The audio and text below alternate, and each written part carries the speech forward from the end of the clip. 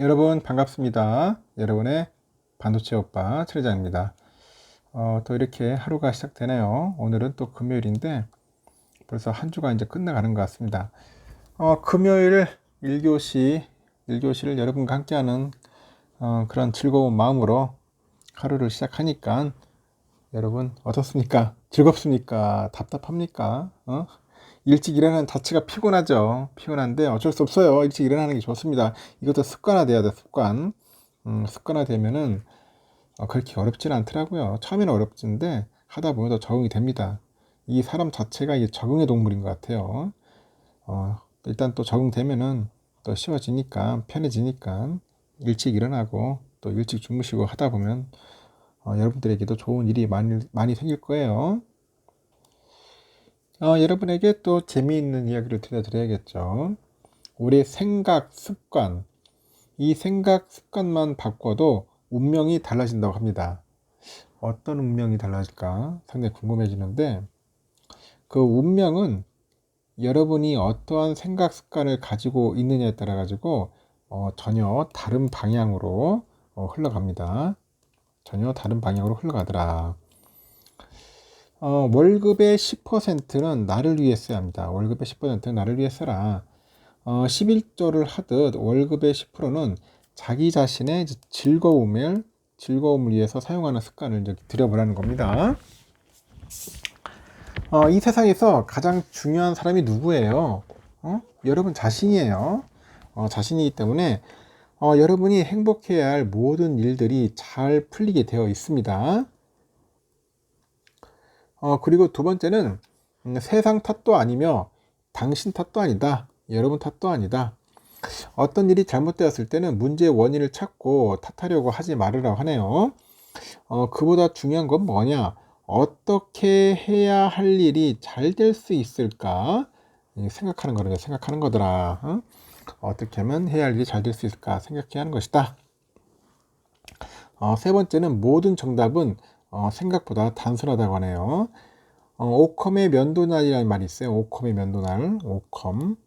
가장 단순한 방법일수록 뛰어난 것이다. 그런 건데, 이 복잡하게 생각하지 말라는 거예요. 우리의 삶에 주어지는 대부분의 문제는 대부분 단순한 방식으로 해결해낼 수 있다고 합니다. 그 네 번째는 어제의 기분으로 오늘을 살지 말라는 겁니다.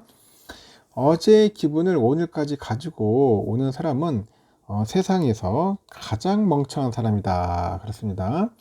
그래서 어제의 나는 오늘의 나와 다르다고 해요. 그래서 오늘은 오늘의 나로 살아가야만 한다. 그런 겁니다. 다섯 번째는 인생에 괜한 일은 없다. 그런 겁니다. 헛수고로 돌아가는 일이란 없다라고 합니다. 결과가 좋지 않더라도, 결과가 아예 없더라도 그 모든 일들은 결국 여러분의 내일을 위한 밑거름이 되는 거야. 밑거름이 되더라. 이와 같이 다섯 가지를 반드시 염두에 두고 삶을 살아가다 보면은 여러분의 인생은 자연스럽게 이제 긍정적인 방향으로 흘러가게 될 것이다. 그렇다는 겁니다. 한번 잘 생각을 해보세요, 여러분. 흘러가게 된다고 하니까 좋은 방향으로 가는 겁니다. 참고하시고 여러분들에게 잘 됐으면 좋겠어요. 잘 됐으면 좋겠습니다. 그러면 또 삼성의 이야기를 한번 또 하도록 하겠습니다. 삼성전자 할 일들이 많아요. 경계연 사장이죠. 이 경계연 삼성전자 그 부문장 사장이 인공지능 AI죠. 이 AI용 수요가 이제 급증하고 있는 그 고대역폭이죠. 그 메모리 제품 관련 시장 점유율이 50% 이상이라면서 차세대 메모리 경쟁력 우려를 일축을 했습니다. 어깨에 따르니까 경 사장은 전날 임직원하고 진행한 위톡에서 보니까 최근 삼성의 그 HBM3 제품이 이 고객사들로부터 우수하다는 그런 평가를 받고 있다는 겁니다. 그래서 HBM3하고 HBM3P가 내년에는 그 DS 부분의 이익 증가에 기여하게 될 것이다. 그런 이야기를 하고 있어요. HBM은 차세대 D램으로 주고받는 제품입니다. 여러 개의 D램을 수직으로 연결을 해가지고 기존의 D램보다도 데이터 처리 속도를 혁신적으로 이제 끌어올리는 것이 특징인데, 그래서 HBM3는 1세대 HBM, 2세대 HBM2, 3세대 HBM2E 이렇게 이은 4세대 제품이라고 하죠. 최근에 생성형 AI 시장이 급성장을 하다 보니까 서비스를 원활히 구현하기 위해서 고성능, 고용량 그런 D램, 이 D램 수요가 늘고 있다는 겁니다. 업계에서는 그 세계 최초로 HBM을 개발한 그 하이닉스가 시장을 선도하고 있다고 보고 있는 것 같아요. 실제 하이닉스는 HBM2E하고 HBM3 분야에서 시장 점유율 1위를 차지했어요. 1위를 차지했고, 삼성의 그 초격차 기조에 그 우려의 목소리가 나오는 이유입니다.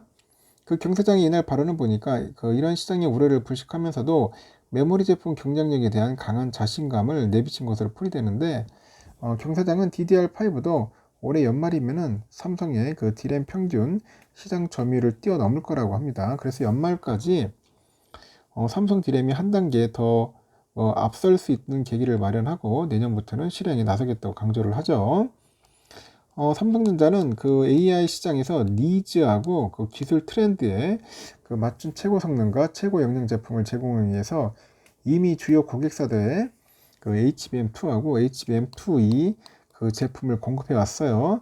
현재 업계 최고의 6.4GBps의 성능하고 초저전력의 HBM3 16기가 그 12단 24기가 제품도 샘플을 출하하면서 양산 준비를 마쳤다는 겁니다. 더 높은 성능과 용량의 차세대의 그 HBM3P 제품도 하반기 출시를 앞두고 있는데, 또 제너러티브 AI 서버에 필요한 고용량 TSV 모듈에도 선단 공정 기반의 고용량 제품을 활용을 해가지고 128GB 이상의 서버용 고용량 제품의 경쟁력을 강화할 예정이다. 그런 이야기를 하고 있는 것 같습니다. 저도 상당히 흥미롭게 좀 보고는 있어요. 또 아주 또 재미있는 소식입니다. 어제 보니까 그 관련 업계 따르니까 미국의 실리콘밸리 여기에 위치한 삼성 리서치 아메리카가 지난달 그 니라즈 파리크 씨 이분을 이제 상무급으로 영입을 했어요. 상무급으로 영입을 했는데, 이 파리크 상무는 글로벌 팹립스 강자인 애플하고 인텔, 테슬라 등에서 11년 넘게 그 SoC 설계 전문가네요. 근무한 설계 전문가더라. 그쪽 계통에서 오랫동안 일을 했는가 봅니다. 하여튼 뭐 실력 있는 분이겠죠. 그가 몸담았던 애플하고 인텔, 테슬라는 삼성전자 팹립스인 시스템 LS 사회부보다도 한 단계 높은 설계 역량을 갖추고 있는 것으로 평가가 되는데, 이 파리크 상무는 삼성의 그 해외 연구개발 핵심 기지인 그 SRA에서 SoC 아키텍처 랩을 책임을 지며 SoC 설계 역량 강화 작업을 이끌고 있습니다. 파리크 상무는 지난 2008년 미국의 브로드컴을 거쳐가지고 2012년에서 17년 5년여간 애플에서 근무를 했어요. 아이폰하고 맥북 등 주요 그 IT 기기에 탑재되는 H칩하고 M칩 등 SoC 설계 업무를 맡았는데, 2017년부터 2년여간 테슬라에서 차량용 자율주행용이죠. SoC 설계 참여를 했고, 2019년부터 4년여간 고성능 컴퓨팅이죠. 이쪽에 그하고 AI용 SoC 설계를 주도했습니다. SoC는 그래픽 처리 장치에 그 GPU죠. 이 GPU랑 CPU 등 전체 시스템을 하나의 칩에 담는 반도체예요. 그래서 이 자율주행차 등 미래 산업에 이제 필수로 탑재가 되더라. 그 삼성은 최근에 칩 설계 분야에서 글로벌 경쟁사 출신 인재를 집중 영입을 하더라고요. 삼성이 목표로 하는 2030년 시스템 반도체 1위 달성을 위해서는 파운드리 사업뿐 아니라 칩 설계 경쟁력 강화 시급하다는 판단입니다. 그 최근에 퀄컴에서 영입한 최원준 부사장 보니까 모바일 경험 그쪽 사업분의 반도체 구조 설계를 담당하는 AP 솔루션 개발팀을 진두지휘하고 있던데, 애플에서 12년간 아이폰하고 아이패드용 그런 CPU 칩 설계를 맡았던데, 하여튼 이종석 상무는 AP 솔루션 개발팀 산하의 AP 아키텍처 그룹의 그룹장으로 근무하고 있고, AMD에서 CPU 개발을 주도한 그 라울 툴리 수석 개발자는 삼성전자에서 CPU 개발 업무를 맡고 있다는 거죠. 이 슈퍼컴퓨터 분야 설계 전문가인 인텔 출신의 로버트 비스니예프스키는 삼성전자 신임 부사장으로요 영입이 됐어요. 현재 SAIT 산하의 미국 시스템 아키텍처 연구소를 이끌고 있는데 퀄컴에서 첨단 주행 보조 시스템 등 자율주행 이 시스템 개발을 맡은 매니 카리비안 전 퀄컴의 엔지니어링 부분의 부사장이죠. 삼성전자 삼성 오스틴 연구센터하고 어드밴스드 컴퓨팅 랩 부사장으로 근무 중입니다. 인텔에서는 극자 예산을 연구한 이상훈 부사장 경우에는 삼성전자 파운드리 역량 강화 업무를 담당을 하고 있어요. 최근에 글로벌 빅테크 기업들이 실적 악화 여파로 인해서 대규모 감원 행렬에 나서는 사이에 삼성전자는 오히려 공격적으로 인재 유치전에 뛰어들고 있습니다. 우수 인력 확보 여부에 따라서 중장기 기업 경쟁력이 갈린다는 판단 아래 비교적 취약한 시스템 반도체를 중심으로 해서 기술력을 강화하려는 행보로 보인다. 그렇게 보시면 될 것 같습니다. 하여튼 그렇습니다. 하여튼 뭐 좋은 인재 잘 뽑아가야겠죠. 또 허접한 놈 데리고 왔다가는 삼성전자 그냥 골로 갈 수 있어요. 이게 사람이 굉장히 중요하거든. 인재가 중요하기 때문에 삼성에서 좀 신경을 좀 바짝 써가지고 제대로 된 그런 인재를 좀 영입을 했으면 좋겠습니다. 어설프게 했다는 큰일 난다. 저는 그렇게 보고 있거든요. 삼성이 지난해 협력사하고 임직원 등 직간접적 이해관계자들한테 280조 원 이상의 경제적 가치를 배분한 것으로 나타났는데 협력사 제품 구매비하고 임직원 인건비, 세금, 배당, 사회공헌비 등등 그렇습니다. 이를 통해 가지고 직간접적인 고용과 소비 증가로 이어졌다는 평가가 나와요. 어제 보니까 삼성이 발표한 지속 가능 경영 보고서를 보면은 회사의 지난해 경제 가치 분배액이 총 281조 4천억 정도 돼요. 21년은 247조 4천억이니까 한 19.1% 증가한 것으로 나왔네요. 역대 최고고 국내 기업 가운데 역대 최대 규모다. 그렇게 보시면 됩니다. 경제 가치 분배액은 이해관계자에게 직간접적으로 배분한 기업의 수익 규모를 의미합니다. 제품 구매, 협력사, 인건비, 인직원, 세금, 정부, 배당은 주주, 이자 비용은 채권자, 사회공헌비, 지역사회 등으로 구성되고 있는데 대기업이 성장하면서 중소기업과 가계의 이익도 늘어나는 낙수 효과, 이 낙수 효과와 비슷한 의미다. 그렇게 보시면 돼요. 이 회사의 2018에서 2022년 경제가치 분배액은 총 1190조 달하는데 이 가운데 국내 비중은 60에서 70% 정도 되고 세부적으로 보니까 구매 비용이 219조 8천억 정도 가장 크고 인건비는 37조 6천억, 세금은 13조, 배당금은 9조 8천억, 이자 비용은 8천억, 사회공헌비 한 4천억 정도 되는 것 같습니다. 삼성은 지난해 전 세계 협력사로부터 219조 한 8천억 정도 규모의 물품 서비스를 구매를 했어요. 21년과 비교했을 때 14.5% 증가를 했고 한솔케미컬, 솔브레인, 영풍전자, 파워로직스, BH 등 각종 원재료와 장비를 사들였는데 여기에 경기 평택 3사 공장을 짓기 위해서 건설 업체들과 계약을 맺겠죠. 삼성은 이처럼 제품과 서비스를 구매하면서 협력사 등의 매출과 고용을 뒷받침하는 그런 평가를 받네요. 임직원에게 지급한 인건비는 지난해 37조 6천억이에요. 21년에 비해서 8.7% 늘었고 삼성의 지난해 국내외 임직원은 27만 372명, 임직원 수는 2018년부터 21년까지 매년 감소했는데 지난해에는 5년 만에 늘었습니다. 삼성은 지난해 법인세 등 세금으로 13조 원 냈어요. 13조 원. 이 회사가 세상 최대 실적을 올린 2018년 17조 8천억 원 정도 그 이후로 가장 큰 규모인데 한국 정부의 낸 세금은 전체 74%, 9조 6,200억이에요. 야, 엄청나다. 9조 6천억을 거의 세금을 냈다. 그만큼 재정에도 도움을 준 거죠. 일단은 지난해 지급한 배당액은 9조 8천억이고 21년과 같았고요. 배당금은 소액주주 581만 3,977명이죠. 통장으로 다 들어갔을 겁니다. 이 삼성은 국가 경제에도 상당한 기여를 하고 있는 겁니다. 지난해 삼성이 경제가치 분배액이 명목 국내 GDP 13% 대납니다. 2018년에서 21년 11%에 머물었던 그 GDP 대비 비중은 지난해 13%로 상승을 한 거죠.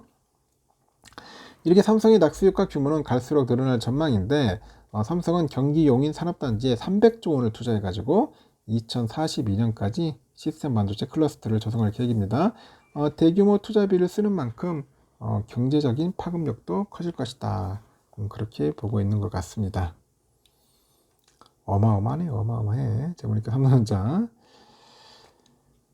그리고 한국 정부가 삼성과 하이닉스 등 국내 기업의 중국 내 반도체 공장 생산 능력을 확장할 수 있는 범위를 2배로 늘려달라.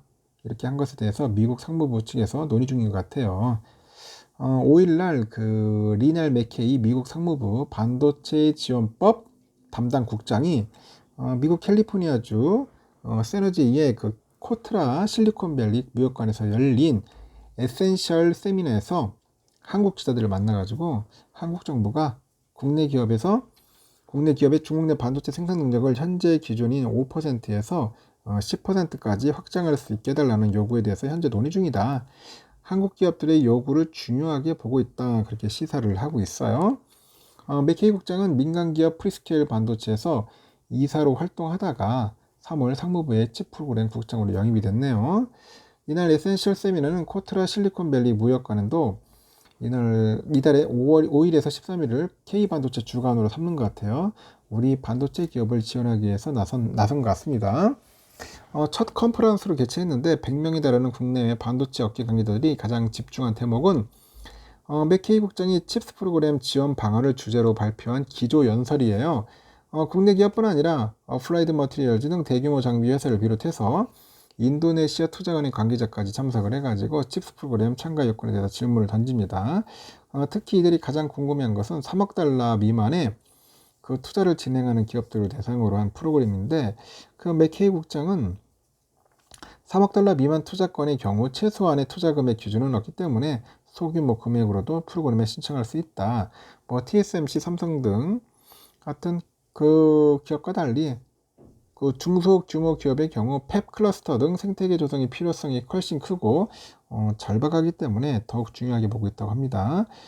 이어서 3억 달러 미만의 대상 요건의 경우 두세 달 이내에 구체될 것이라고 하죠. 상무부는 지난달 23일 반도체 소재랑 장비 제조 시설에 3억 달러 이상 투자하는 기업에 대한 반도체법 지원금 신청 절차를 발표를 했고요. 3억 달러 미만의 투자 기업에 대해서는 발표하지 않았어요. 특히 맥케이 국장은 한국 기업 참여의 중요성을 강조하는데 칩스 프로그램 지원할 수 있는 기업과 관련해서 그는 삼성과 하이닉스가 아니더라도 한국에는 훌륭한 공급업체들이 많고 기회를 만들 수 있다고 합니다. 미국의 인프라를 활용을 해가지고 이제 막 시작하는 기업이더라도 혜택을 받을 수 있게 할 것이라고 합니다. 이미 3억 달러 이상의 프로그램의 경우 마감이 3달 이상 남았는데도 400개 이상의 투자 의향서가 들어왔다고 기뜸을 하죠. 일단 그런 칩스 불량 선발 기준으로 국가 안보, 경제 안보, 사업화 가능성 그리고 다양한 것들을 제시를 합니다. 특히 이 중에서 인력 개발 요소를 중요하게 언급하는데 단순히 박사급 연구원이 몇 명인지 따지는 게 아니라 엔지니어, 팹의 운영에 관여하는 기술자를 비롯해서 팹 건설 엔지니어까지 얼마나 잘 구성되어 있는지 볼 것이라고 하고 어떻게 대학과 전문대학을 비롯해서 교육기관과 파트너십을 맺고 인재들을 조달할 계획을 마련했느냐에 따라서 점수가 갈릴 것이다. 그런 이야기를 합니다. 상무부는 미국에서 반도체 관련 지원금을 받기 위해 투자 의향서를 제출한 전 세계 기업이 400개를 넘었다고 밝혔네요. 이 가운데 투자 의향서를 제출한 한국 기업 수에 대해 질문에 맥케이 국장은 언급할 수 없다. 비밀이다. 신중한 입장을 보여요. 그는 반도체법은 우리가 전 세계 반도체를 그 미국에 두려고 하는 게 아니라 회복력 있는 공급망을 만드는 데 목적이 있다고 강조를 하죠. 이날 그 강연에 참여한 조 스코쿠너스 국제 반도체 장비 재료협회 아메리카 회장도 가장 중요한 목표로 인재 확보를 제시하네요. 스코쿠나스 회장은 3년 안에 96곳의 팹이 새롭게 지어질 예정이다. 이 팹을 건설하거나 운영하기 위해서는 필요한 그 테크니션 확보가 중요하다고 강조하는데, 그는 중학교 STM 그 교육부터 대학과 다양한 협업을 진행하고 있고, 최근에는 애리조나주의 그 전역군인 20만 명을 반도체 인력으로 탈바꿈시키는 그런 재교육 프로그램도 성과를 내고 있다고 하네요. 최근 중국이 다음 달부터 갈륨과 게르마늄 수출을 통제하겠다고 나선 것을 두고 전체 반도체 생산에서 극히 일부분에 해당되는 이야기이기 때문에 큰 영향은 없다고 봅니다. 스코쿠나스 회장은 인공지능을 비롯해서 자동차 업계, 스마트 제조업, 헬스케어 분야까지 이 반도체 수요가 빠르게 늘고 있다고 하죠. 전체 반도체 산업 규모가 20년에는 4천억 달러 정도 수준이었는데 2030년에는 1조 한 2천억 달러까지도 3배로 급증할 것이라고 전망을 하는 것 같습니다. 이렇습니다. 삼성전자 참 부지런히 해야 할 것 같아요. 좀 영상이 좀 길었는데 여기까지 하고요. 하여튼 여러분 좋은 하루 보내시고 또 다음 시간에 또 뵙도록 하겠습니다. 신나는 금요일 보내시길 바래요.